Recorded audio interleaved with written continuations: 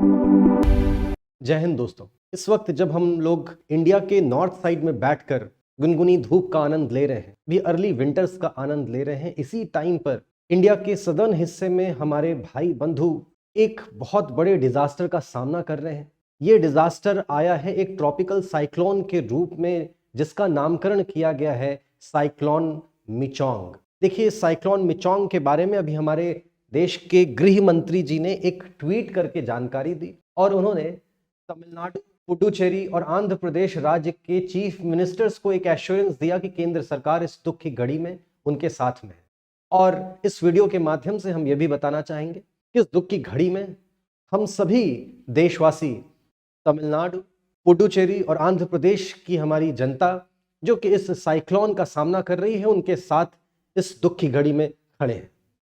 इस साइक्लोन का अगर आप ट्रैक देखें तो आपको ऐसा कुछ नजर आएगा।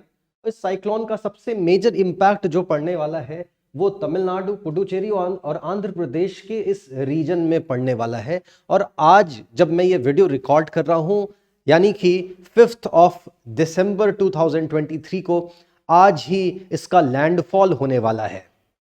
आपको पता है कि इस प्रकार के ट्रॉपिकल साइक्लोन्स ये ओशन में ही ओरिजिनेट होते हैं, और जब ये ओशन में ओरिजिनेट होकर लैंड की तरफ मूव करना शुरू करते हैं तो लैंड का वो हिस्सा जहां पर सबसे पहले ट्रॉपिकल साइक्लोन टकराता है उसको हम लोग बोलते हैं लैंडफॉल। देखिए, ट्रॉपिकल साइक्लोन ये जब से कल परसों से शुरू हुआ है तब से आपको इस प्रकार के नज़ारे चेन्नई में देखने को मिल रहे हैं।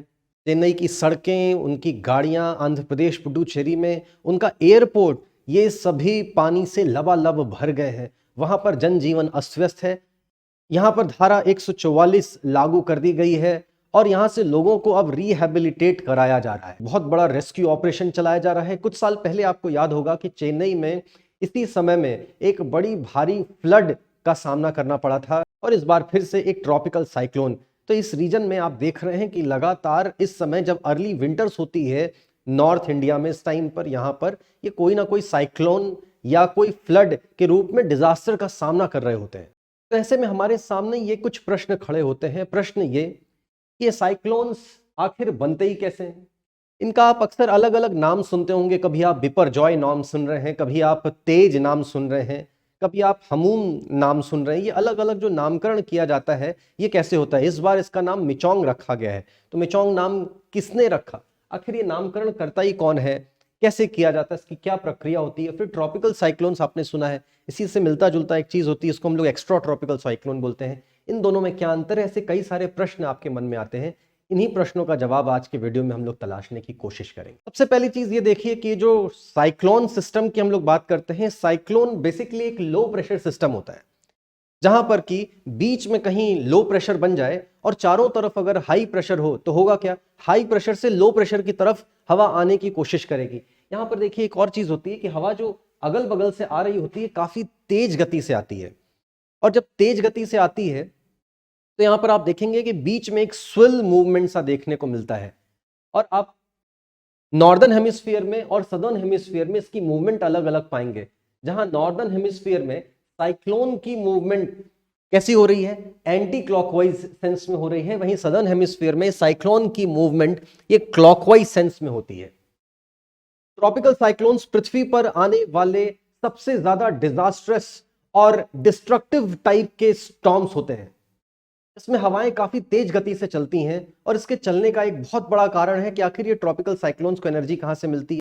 और ये एनर्जी कहां से मिलती है? ये एनर्जी मिलती है लेटेंट हीट ऑफ वेपराइजेशन के रिलीज होने से।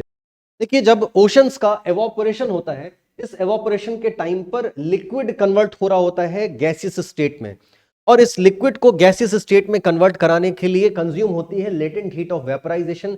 यहीं ऊपर जाने पर जब ये कंडेंस होता है, कंडेंसेशन के दौरान यही latent heat of vaporization release हो जाती है।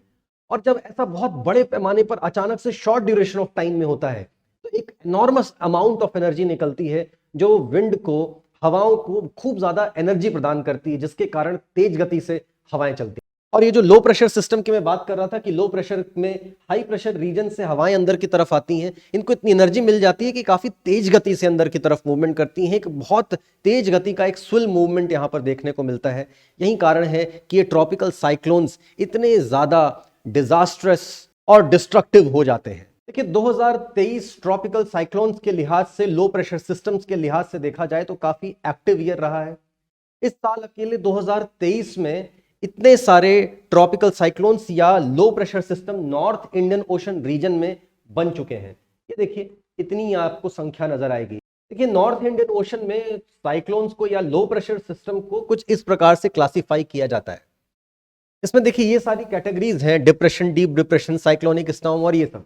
इसमें डिप्रेशन और डीप डिप्रेशन की कैटेगरी तक जब तक लो प्रेशर सिस्टम रहता है तब तक उसका नामकरण नहीं किया जाता, तब तक उसको सिर्फ एक कोड देते हैं। जब ये साइक्लोनिक स्टॉर्म या फिर इसके ऊपर की कैटेगरी का कोई स्टॉर्म लो प्रेशर सिस्टम तैयार होता है तभी उसका नामकरण किया जाता है।